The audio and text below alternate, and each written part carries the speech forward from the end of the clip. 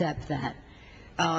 When we started talking about this bill, approximately for a long time, but the final versions of it in the past couple of weeks, little did we know that the skies would open and rain would fall and the Midwest of our country would be deluged, and there would be a need to make some adjustment in this bill for disaster assistance to the Midwest and to replenish the FEMA fund to make up for funds spent now. We were ready, and I don't think there was any compromise on that subject. We all agreed that that had to be done. I'm particularly pleased that in the legislation there is a signal sent that this Congress cares about investments in science. It cares about the future, not as much as I would like, but nonetheless, I thank you, Mr. Chairman, for having that included, and I thank my colleagues for accepting that. I want to join in all the commendations, again, to those who helped bring this compromise to the floor.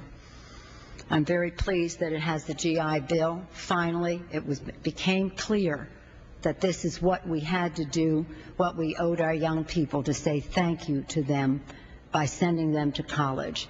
Mr. Edwards, Mr. Chet Edwards has been a champion on this issue. I'll come to that back in a moment.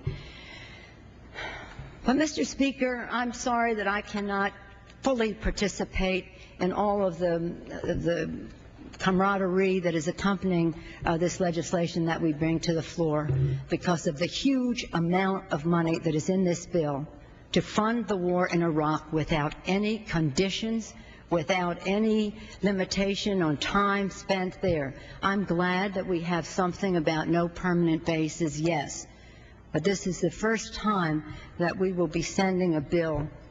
Well, we sent it to the Senate with conditions and they struck it. We have no choice. This is not about a failure of this House of Representatives.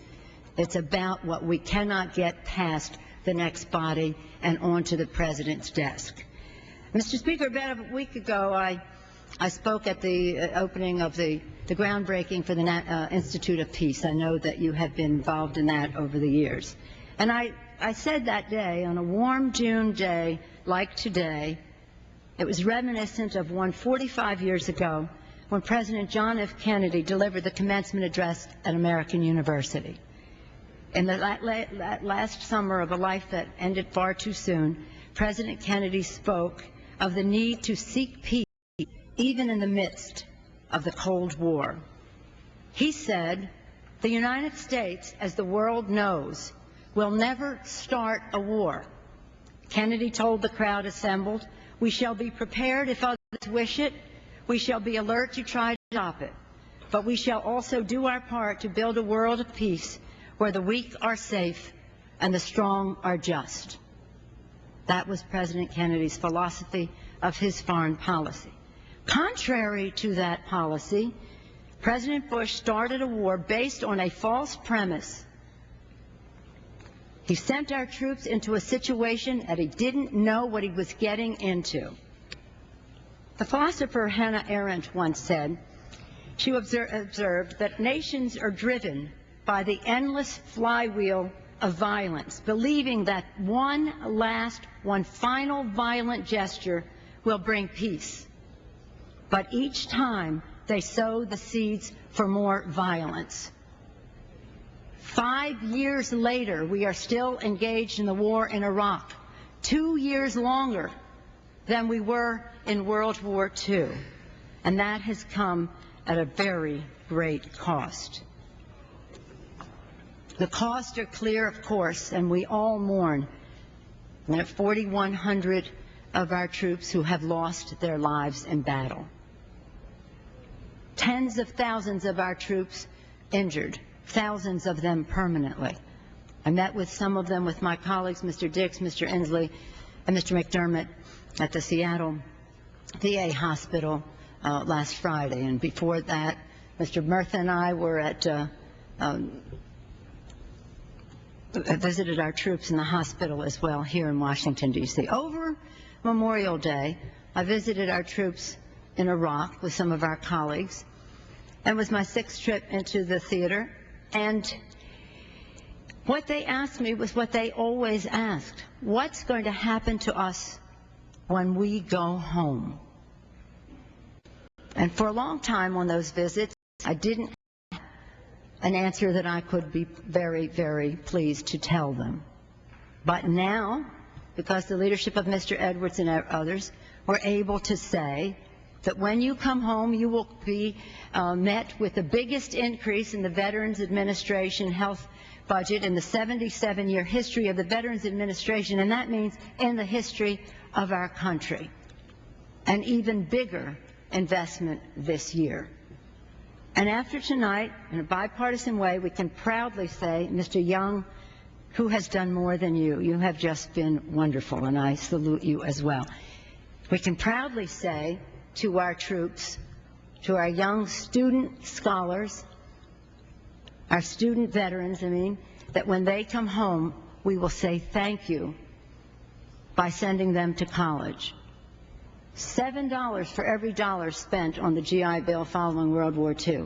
We owe these troops nothing less. Let's go back to the cost of that war. We talked about those who lost their lives. We talked those about who are permanently injured, and it's such a sad story. The loss in our reputation, the cost to our reputation in the world is enormous. The cost in dollars. Heritage Foundation said $2.75 trillion. The Heritage Foundation, that's their figure. Nearly $3 trillion projected to be the cost of this war. And so it's hard to understand when we say to the President, we would like to insure 10 million children in America, and he says we can't afford it. So I vetoed the bill, and the Republicans stuck with him on that veto. Not all. Many voted in a bipartisan way. 40 days in Iraq. 10 million children insured in America for 1 year. We can't afford it. $2.75 trillion, the cost of this war. But what is worrisome to Mr. Murth, and I'm certain to Mr. Young, although he has not given me license to speak for him, is the cost to the military capability of our nation. Lives, limbs, reputation, dollars, opportunity cost at home. But this is about keeping the American people safe. That's what we take an oath of office to do, to provide for the common defense. And our ability to honor our oath of office,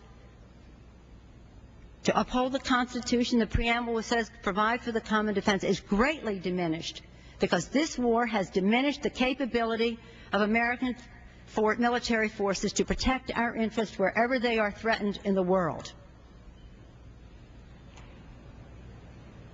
So let us think and hope that this is the last time that there will ever be another dollar spent without constraints, without conditions, without direction.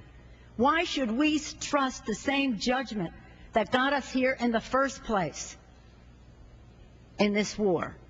So while I'm pleased that we have some spirit of civility here tonight about coming to a conclusion on this bill, to bring it to the floor, and I enthusiastically will vote for the domestic piece of this.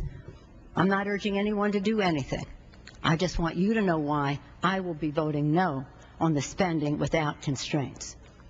We owe our troops more than sending them into war without on a false premise, without the equipment and training they need, without a plan for success, without a strategy to leave.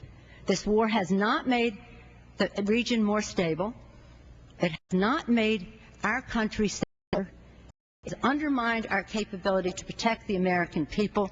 It should come to an end safely, honorably, responsibly, and soon. I yield back the balance of my time. All time.